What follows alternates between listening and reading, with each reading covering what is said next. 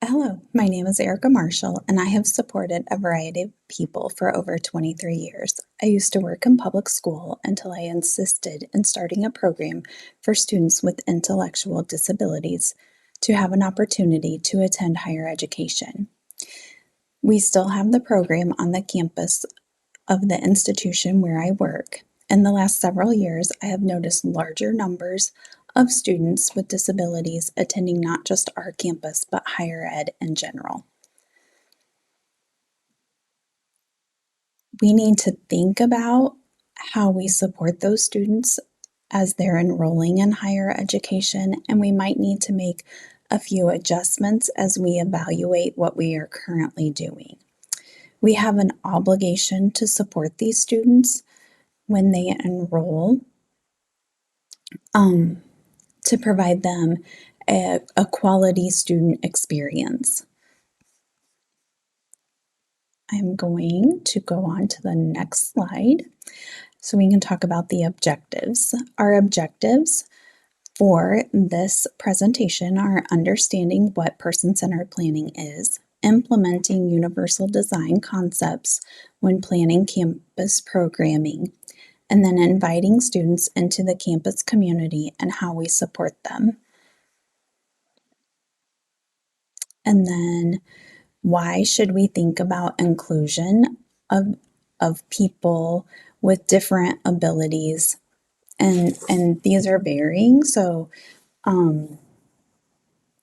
we want to encourage, promote, and emphasize that we want all students to have a quality experience at our different institutions. We have ethical, legal, and moral obligations to do this. We want to encourage and create an atmosphere of empowerment and awareness on campus and in our surrounding communities, because as our students graduate, they will go out into the world and promote that inclusivity as well. So that will create inclusive communities. And then in addition, it's best practice that we should all be doing this. So let's talk about how we can do that. Actually, let's start first with increasing enrollment. Why are we seeing the number of students with disabilities increasing on our campus? I think that the legal mandates, such as the Americans with Disabilities Act, Section 504 of the Rehab Act in 1973, has obviously promoted more or encouraged, allowed more students to enroll in higher education. And then also, higher ed receives federal funding for that.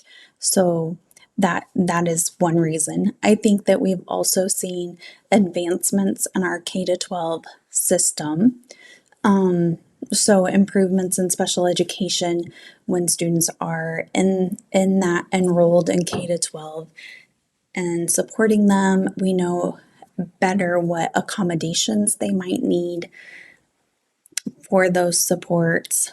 I think there's more awareness and acceptance of all students, and faculty and staff on campuses. I think we've had technological and medical advances over the last several years that have allowed students to attend. I also think that support services on many college campuses have been established and have dedicated office that supports students with disabilities. And so that gives them better access to the curriculum. I also believe that we have changing demographics of college students. We have a more diverse student body, and this obviously includes students with disabilities. And then another area that I believe has allowed increased enrollment is there's ongoing efforts in many places to ensure that students receive equal opportunity and can thrive academically. I think we still have a ways to go in this area, but I do believe that we are improving.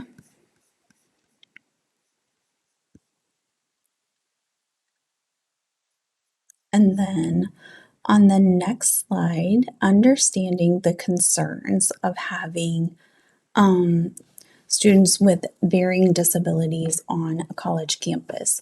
One of those would be accessibility of the facilities. A lot of times we have older facilities that aren't brand new and built for accessibility, I guess. And so there are physical barriers to our campuses, including just the buildings, the classrooms, restrooms. All of those can hinder our students being able to attend our campuses and fully participate. One of the other barriers that we need to look at are accessible materials. Difficulty accessing the course materials and formats. So if a student would need textbooks and braille or audio format, then how do we translate that to what they might need in different programming aspects of campus? So maybe students in some areas have difficulty receiving their accommodations. I think that students or people with disabilities still face a lot of discrimination, or there's a stigma of having a disability. Or and that can not only impact their ability to perform well, but their self-esteem and interactions with their peers or faculty. I think another concern or a barrier that we should think about is time management. Challenges and time management and within and organ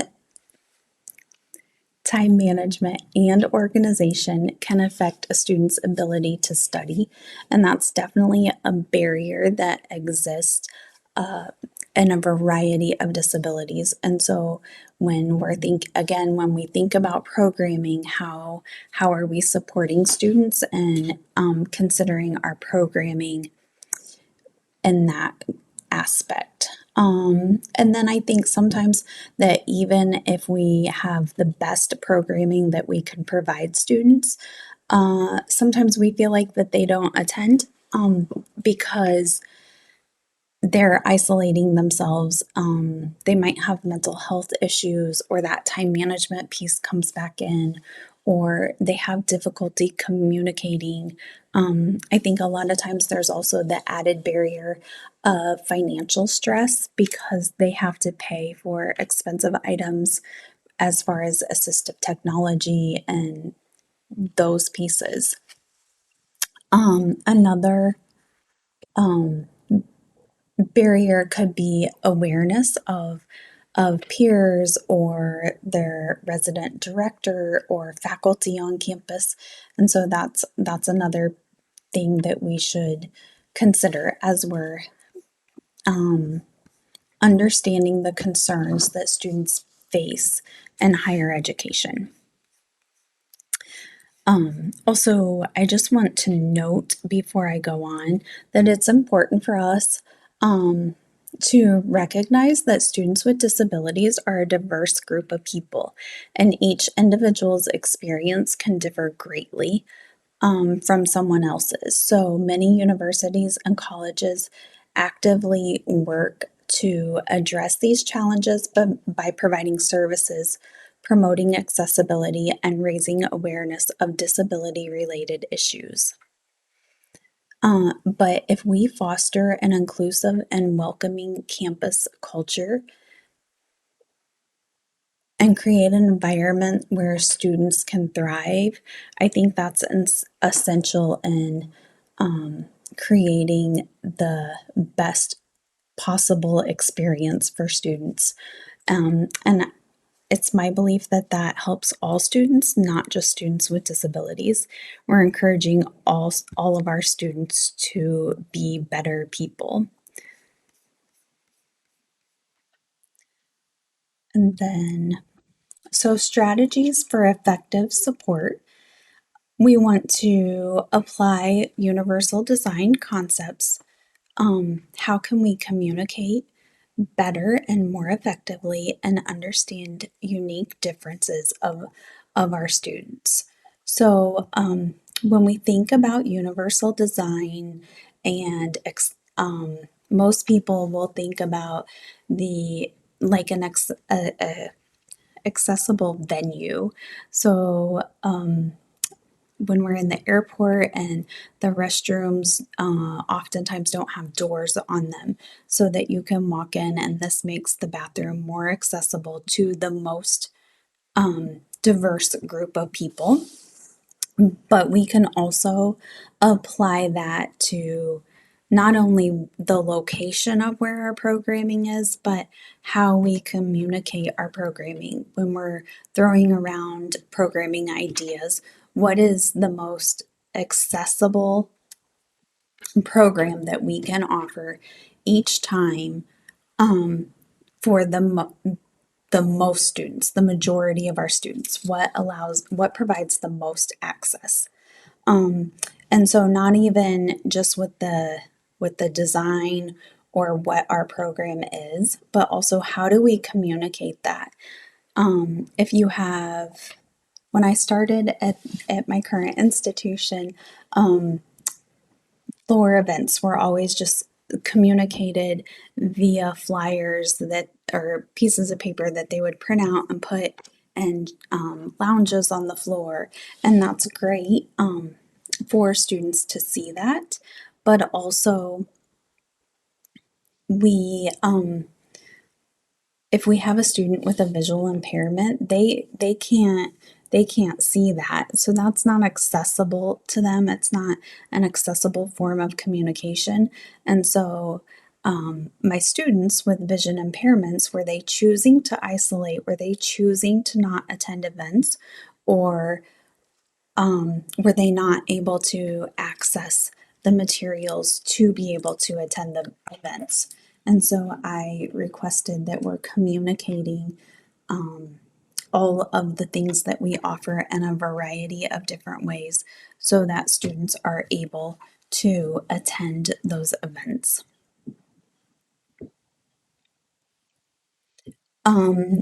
Make our registration and sign up process for being involved and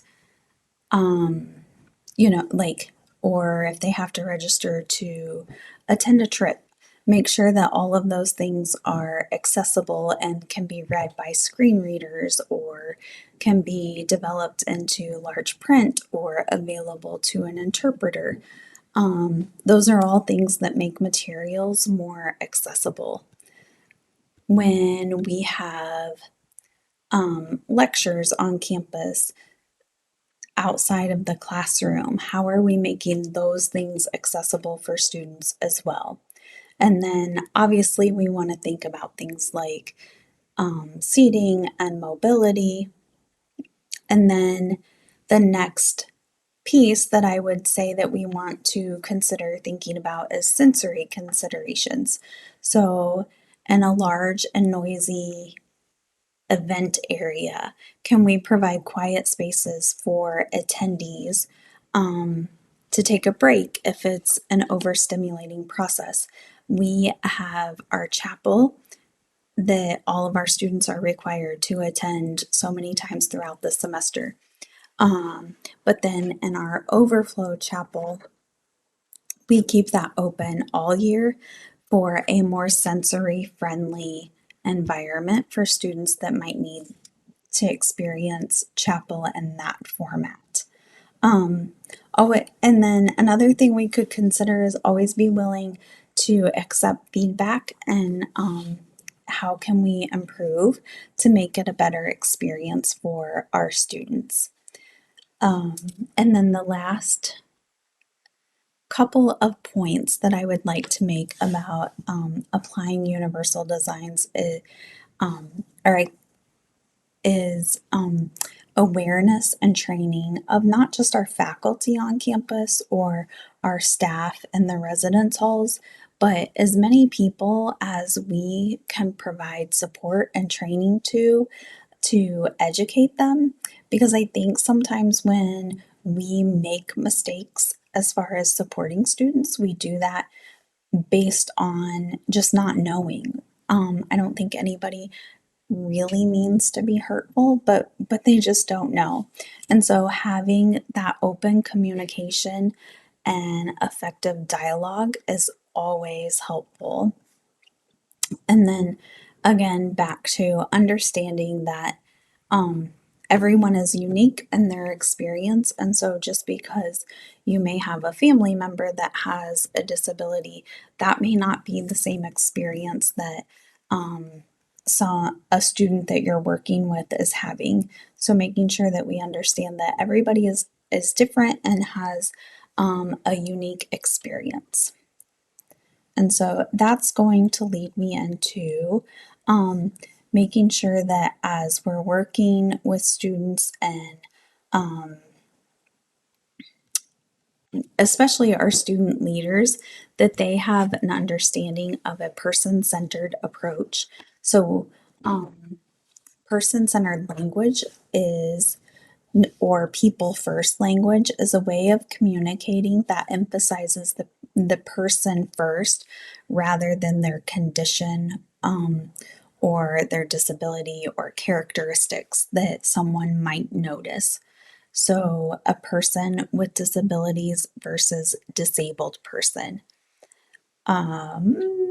Individuals with autism versus autistic individuals. I We're also using neurodiverse now as another way. So of talking about people who might experience autism or other various neurological disorders. And then if we would say a person who uses a wheelchair rather than wheelchair bound, that is more a better person-centered approach. And so those are just some basic ways that we can change the way we say something. I currently have a student who has a service animal, and because she's new to our campus community, she is choosing right now to not share her service animal's name with our campus community so that people can see her first rather than her service animal.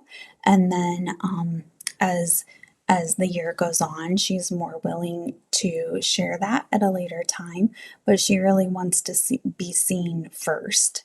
And so I think that fits into this as we're considering a person-centered approach for working with individuals. And so, how, once we have our programming, we've considered, the universal design aspects, and we've considered how to communicate with somebody and use a person-centered approach. What are some other things that we can do to build an inclusive community? I think it's important to talk about that sometimes, like we had an individual on our campus, and this person, in the beginning of the year, everybody on their floor was very willing to let them come into their room anytime, even if they were studying, and give this person a lot of attention and take them places that they needed to go. But as the year went on and the semester got busier and busier, our other students became more and more frustrated with supporting the student. And so as they would hear the student coming, they would just start shutting their door. Well, that became very hurtful. So we don't want to hurt our students. So we need to be willing to have an open dialogue from the very beginning, effective communication, understanding what our boundaries are as a person and what the other person's boundaries are, and being able to work together and communicate. I think that is the biggest way that we can build an inclusive community for our students.